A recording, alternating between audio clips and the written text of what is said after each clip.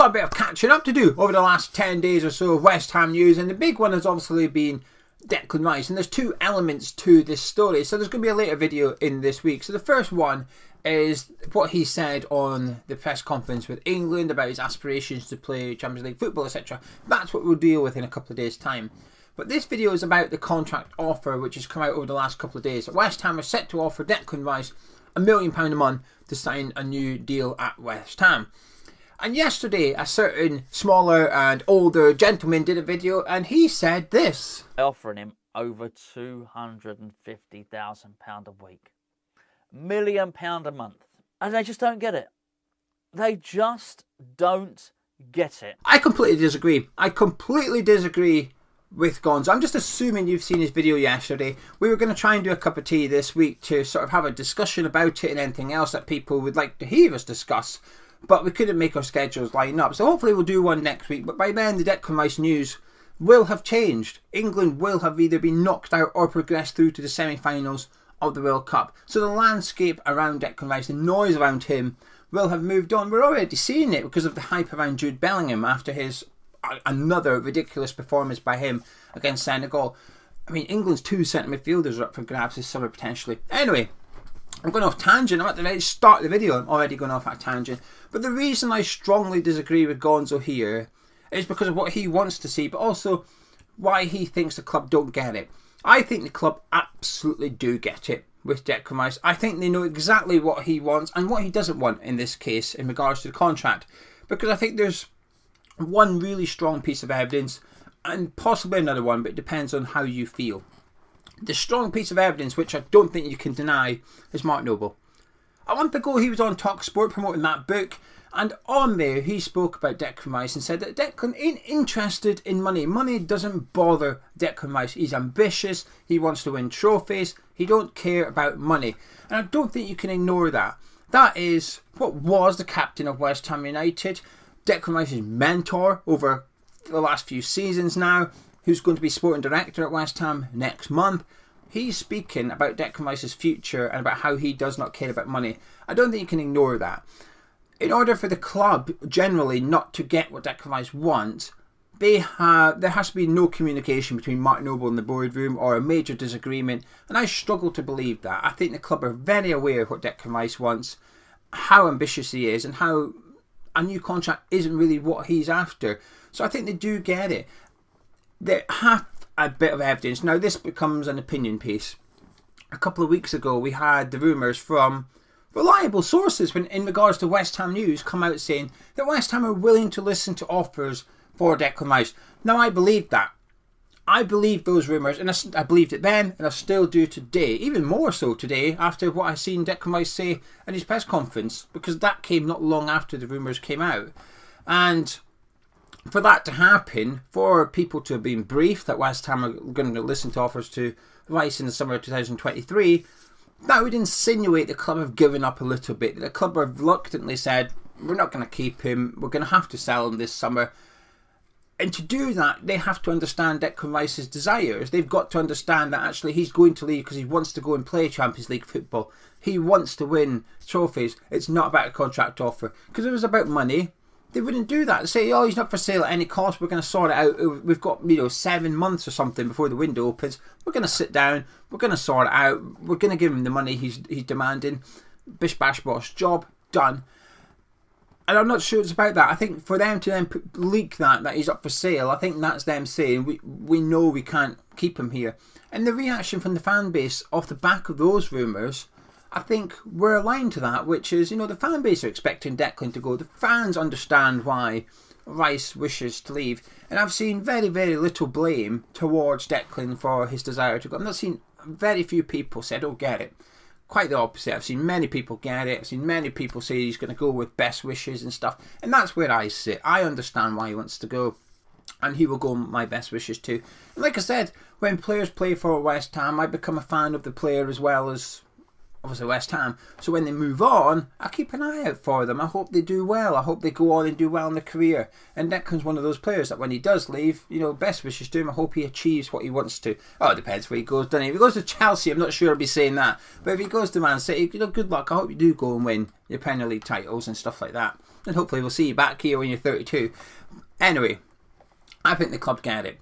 And then yesterday's video, Gonzo spoke about what they could do to keep Declan Rice and how he feels we could do more to keep Declan Rice.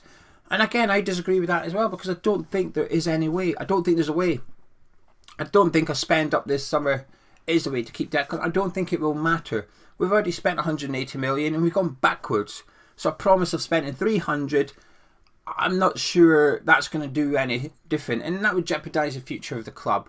We've seen clubs in the past do this, where they throw a lot of money at a project over a very short term, and it has to work, because if it don't work, the repercussions are enormous, and I would worry that that's what would happen to us, because you've got to then have faith in West Ham getting it right. You've got to have faith in West Ham launching an incredibly ambitious project this summer and getting it right, and I don't have that. How could we?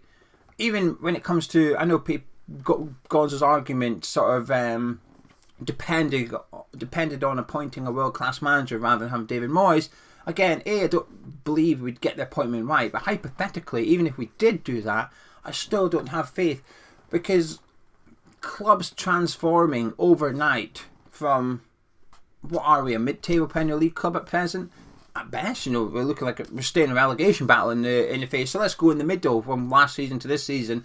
We're a mid-table Premier League club. To go from that to a Champions League club in one summer, it's nigh on impossible. It doesn't matter how much money you spend. Doesn't matter who you have as manager. You look at the Premier League at the minute.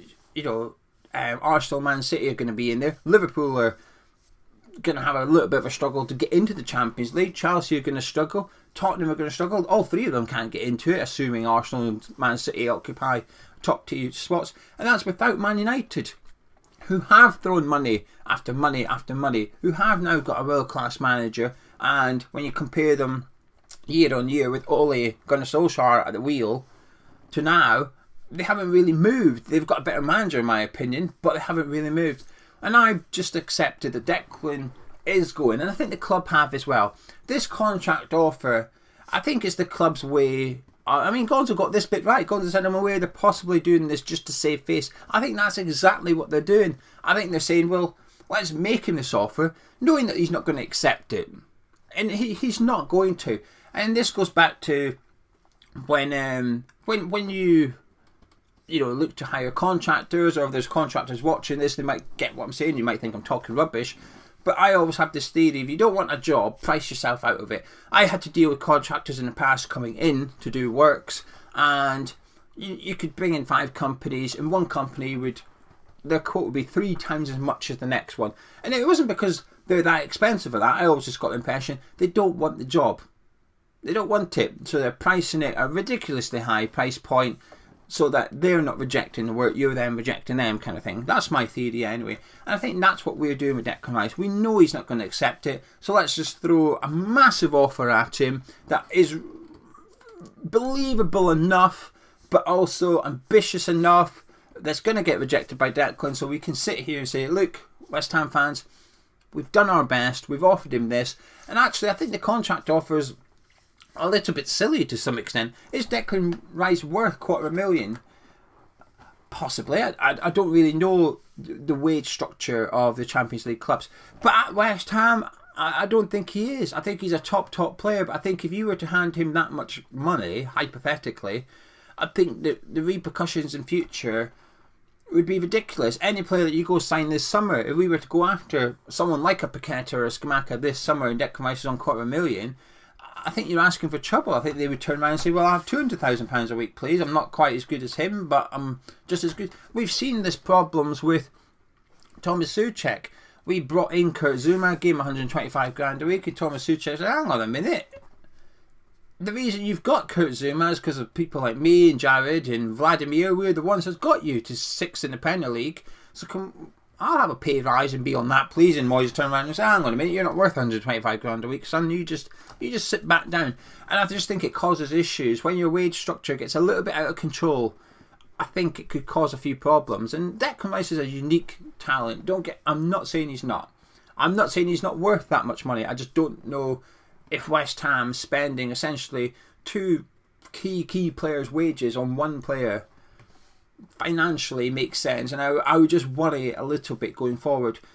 And if we are planning, if you like, to try and keep Declan Rice here, that would worry me a little bit. I actually hope we're doing the opposite right now. I hope this club are planning to sell Declan Rice next summer. I hope they've got a list of players that they're going to go after. Now, who would be at the top of that list? I don't know. The very, very ambitious ones, the unrealistic ones, are players probably like Enzo Fernandez. Can we lure him to West Ham? Possibly not. But that's what I hope the club are doing right now, targeting the replacements for Declan Rice, targeting who else they're going to go get with the money. Because let's just say we get 80 million for Declan Rice. I don't believe we're going to spend 80 million on a centre midfielder. It might be 40, 50. So what we're doing with the other 30? Well, let's plan that. A bit like what Aston Villa did with Jack Grealish. Have Aston Villa got it right? No, I'm not saying they have. That is not what I'm saying they've done. But what I'm saying is, they had a plan. They knew how they were going to spend the Jack Grealish money before Jack Grealish had even left Villa Park. So then when they did their secret announcement, they announced Danny Ings and nobody had a Scooby. There wasn't even a rumour. He just appeared. Hang on a minute, what? And then the Jack Grealish to Man City thing came and you thought, oh, okay. And then you thought, oh, hang on a minute, they've already spent the money. Wise. And I hope that that's where West Ham are. I hope West Ham are planning the summer transfers now. They know who they're going to go get. They know exactly how much they need for Declan Rice. Do I have faith in that happening? Not really. But that is what I hope. That is my hope. And a large part of that comes down to accepting what Declan Rice wants, which is not something we can give him. And I do believe the club know Rice won't be signing a new deal. I do believe the club know what Rice's ambitions are and that we can't get there.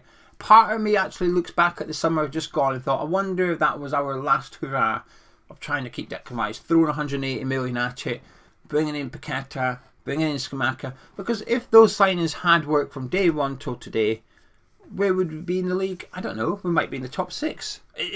Again, it's all hypothetical and debatable. People watching this think, I think we'd be higher than that. There will also be people thinking, no, we'd be 10th at best, Gio, calm down. We don't know. And I think that's what the club did. I think that is part of the reason we threw money at it. Now, obviously, the other part could be that we've already spent the Declan Rice money. That is people's beliefs. That part of me believes that. How else have we spent that? Why else have we spent that? Have we already spent the Declan Rice money? It really doesn't surprise me. Like I said, I have a worry that this summer coming up, that we may spend 100 million, but 90 million of that might be Declan Rice. So the net spend will only be 10 million or something. I wouldn't be surprised if you see a little bit of balancing of the books this summer. I guess it depends on what league we're in for a start, but I assume we're in the Premier League. So yeah, I disagree with Gons on this one. Like I said, I would have liked to have done a cup of tea with him and had a discussion about it, but the schedules can't work out this week. But hopefully next week we'll certainly do one before West Ham are back. But West Ham are back tonight. We're playing Cambridge United in the Greg Taylor testimonial. I interviewed Greg Taylor, the man himself, a lifelong West Ham United fan. His testimonial tonight.